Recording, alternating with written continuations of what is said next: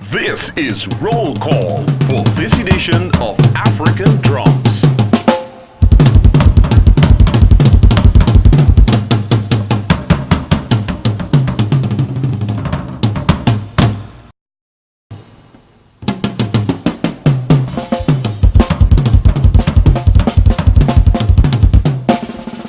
The African drums are sounding.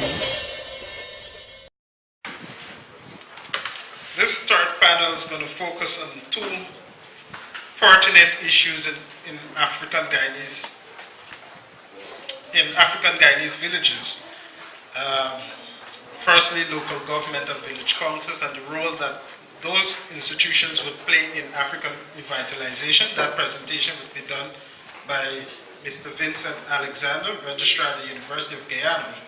And the second presentation, the importance of reparation to African Guyanese revitalization, will be done by Mr. Jonathan Adams, African rights activist and member of the National Reparations Committee.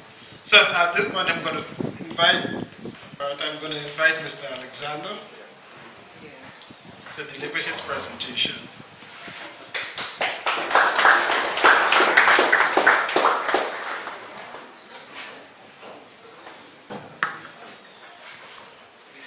Thank you very much, Mr.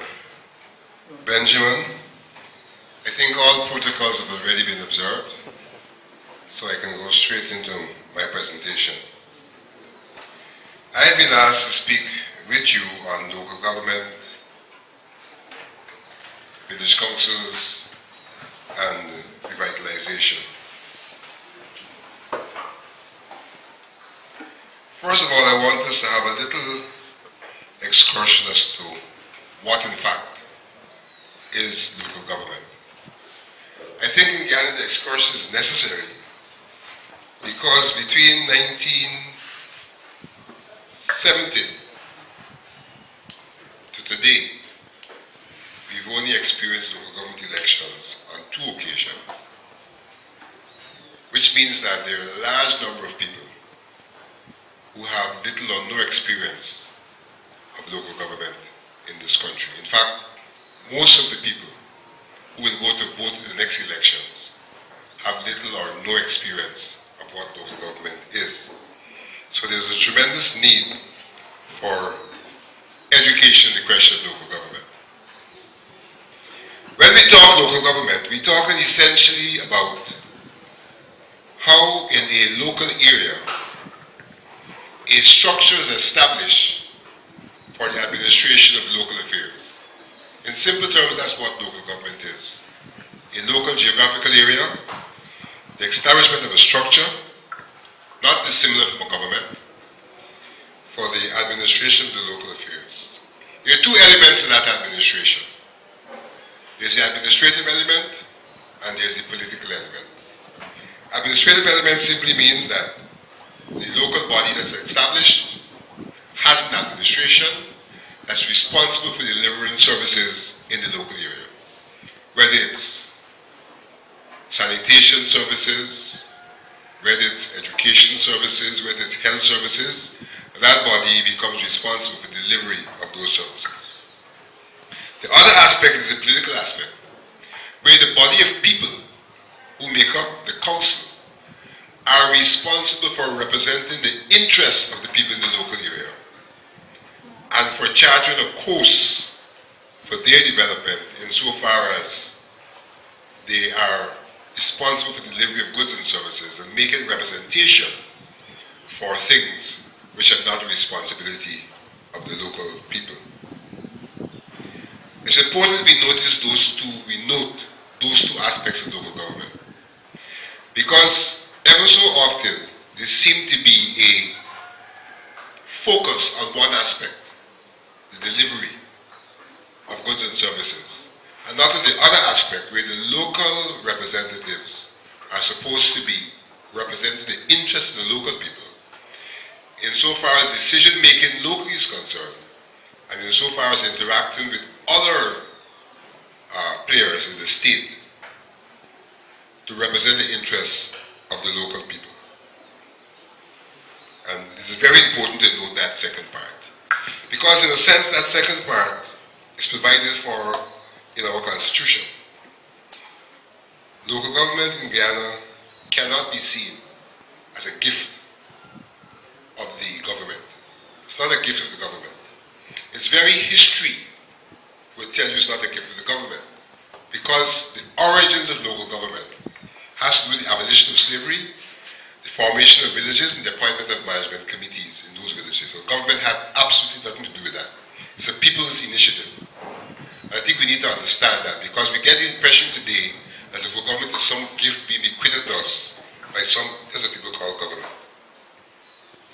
And that is being done in the face of what our Constitution says.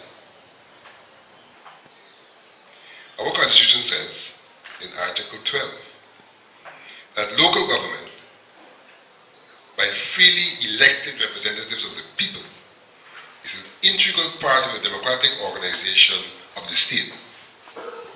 Because very often, when the state government speaks about local government, they say that they are elected, as if the local officials are not also elected. The issue is, elected for what? The local officials are elected to do local things, and the central officials are elected to do things that cannot be done locally. And that comes out of a concept called subsidiarity, which is a universal concept. If you go to the Constitution of the United States, you'll see the concept of subsidiarity, where they accept that local people must be allowed to do things that can be done locally. If you go to the Charter of Local Government for the European countries, you'll see that same concept in that charter. And in fact, the same concept influences the organization of the European community, where universally is now accepted that central governments should, in fact, do subsidiary things, and not everything. They should be involved in issues of monetary affairs, foreign affairs, diplomatic affairs, and other things that can only be driven centrally. But they should really give up authority to the local people to conduct local affairs. And our Constitution, in a sense, embraces that concept.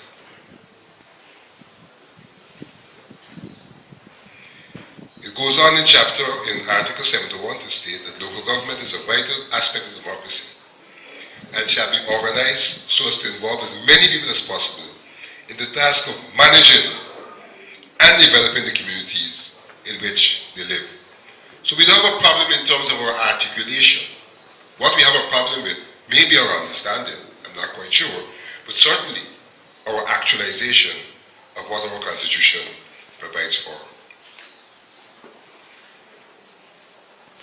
We should note that our Constitution is also very specific, insofar as it says that municipalities, and here we're talking about Georgetown, Amsterdam, Linden, Corriverton, Rosal, and Regina, neighborhood democratic councils, and here we're talking about Fort Buxton and others, and such other subdivisions shall be provided for under Para 1, including, and I want to listen to this part carefully, this part misses everybody, including the Reform Committee, including village and community councils, where there is a need for such councils, and where the people request their establishment, shall be vital organs of democracy. So we live in a country where our Constitution says that if the people request a village council in Buxton, it is their right to have it. That is reality in terms of the provision of our Constitution. So we have a situation where historically we established village councils, and where our Constitution recognizes our right to establish village councils. And that answers the question that's being posed today. What mechanisms can we use? What's the role of local government in the revitalization process? We have to see local government as an institution. And we have to have an understanding of what an institution really is. And so I'll give you some excerpts just to make sure we have an understanding. In the first instance, an institution may be seen as any structure or mechanism of social order governing the behavior of a set of individuals in a given community.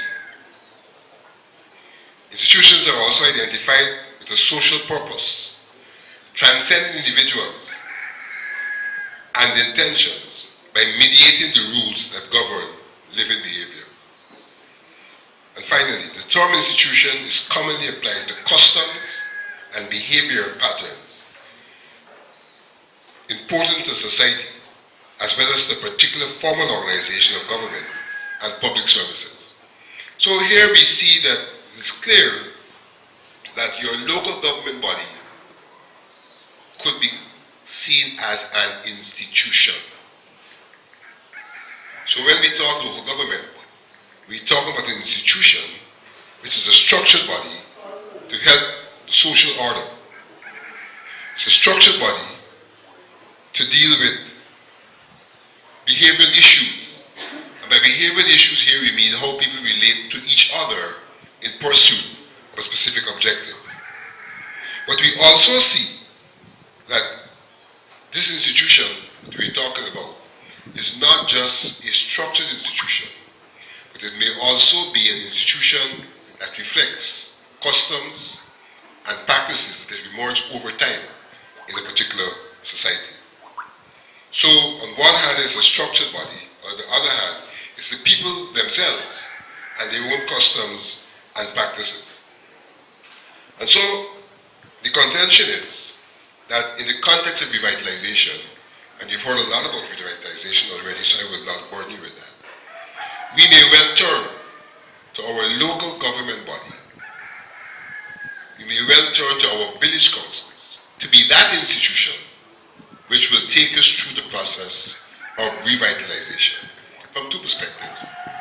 From the perspective where we try to revitalize the institution itself, because our village council is non-existent, to bring it back into existence, to have it function, could be seen as a process of revitalization of local government.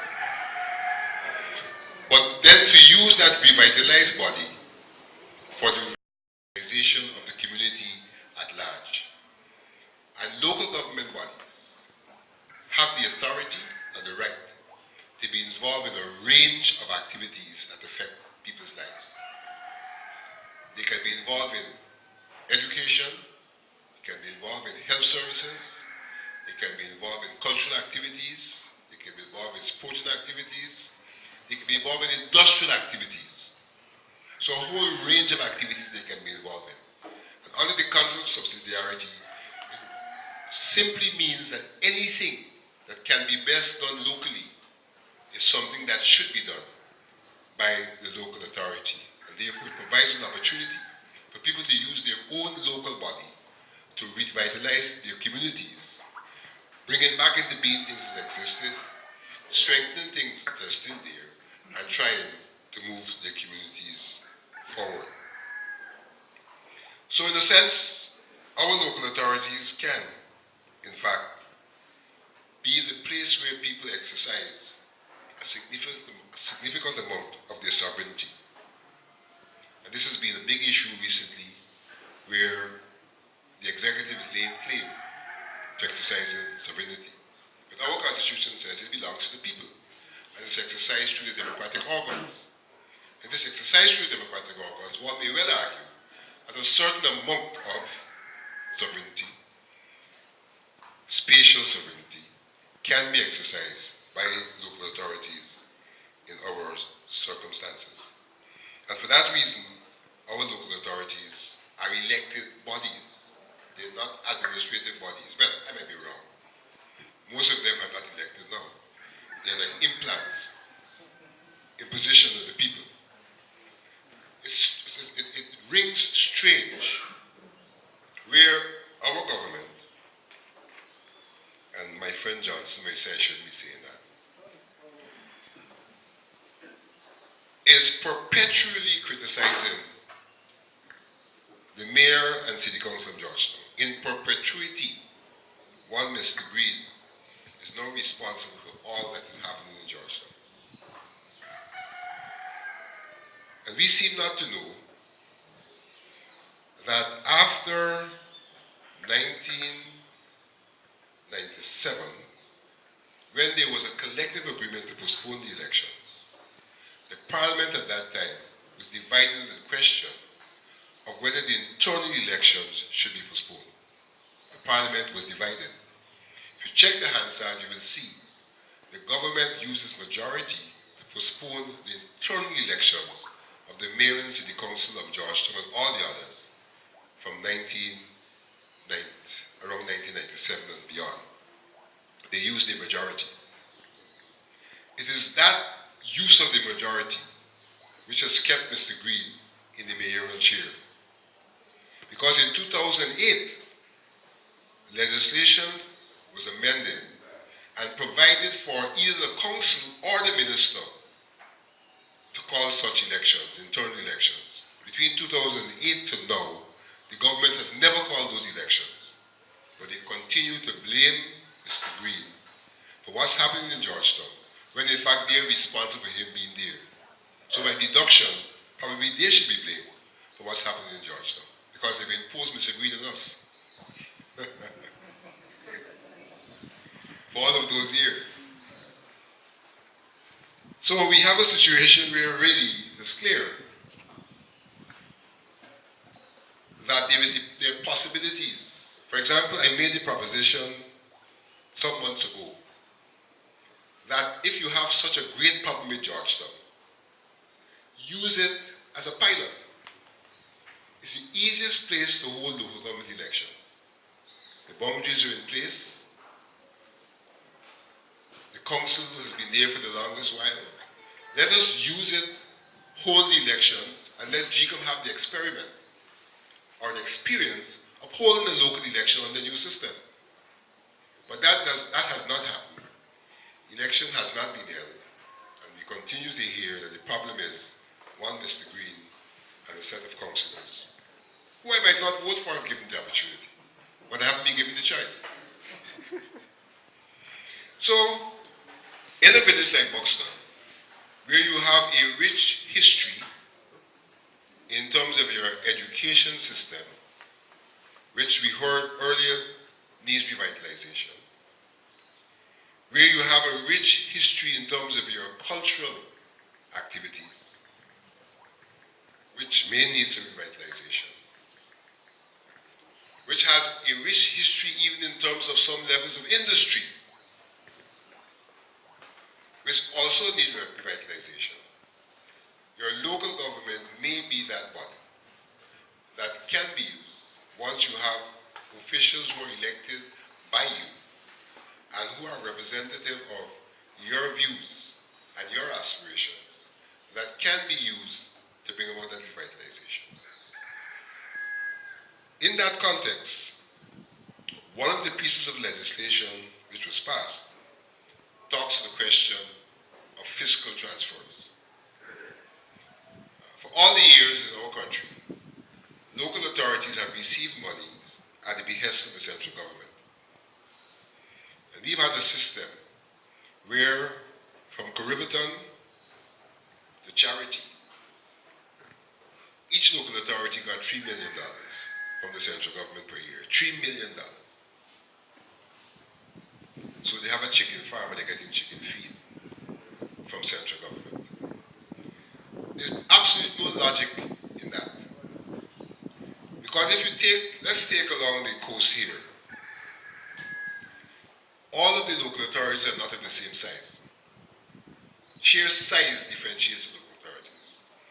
All are not of the same population, but they all get $3 million. To do what?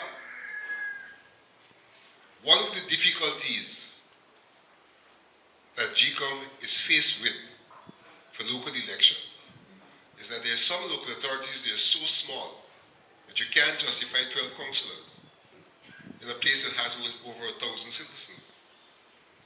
But they get $3 million. And then you come to a place like Falls Buxton, which is highly populated, and they get $3 million.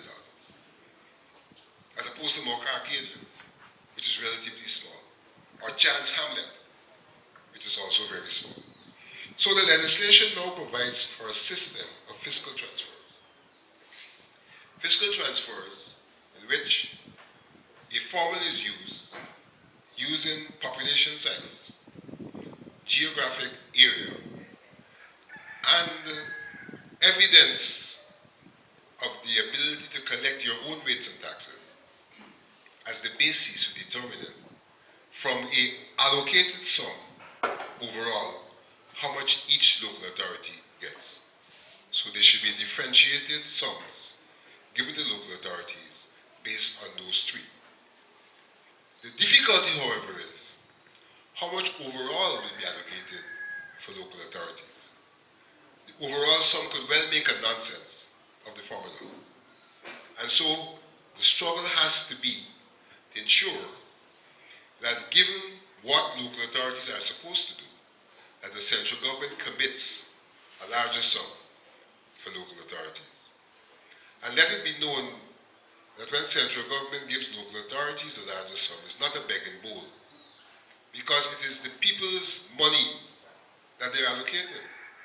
This feeling that there is some bit of sorrow that brings a minister to give you, it's a myth. It doesn't belong to him, it belongs to you. And all they're simply doing is managing the affairs on your behalf and giving to you what belongs to you for the management of your affairs. Nowhere in the world do local authorities raise all of their own revenue by whatever taxes they have. Nowhere in the world. Plenty places in the world, local authorities are allocated somewhere in the vicinity of 30-something% of the gross national product. In Guyana, it's somewhere in the vicinity of 0.02% that's allocated to local authorities. So that we have the basis upon which we can call for greater resources being given to local authorities. Not accept the excuse that local authorities don't know to manage, because if they don't know to manage, you don't give them a chance to manage, they'll never know to manage. So they have to be given a chance.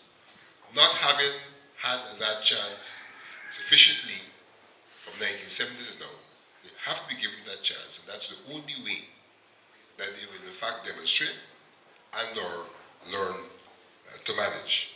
And so local authorities are in fact a good place where revitalization can take place. Given that the way they're going to be elected is no longer merely under this system. They're not going to be elected, half of their councillors based in constituencies, and the other half under this system.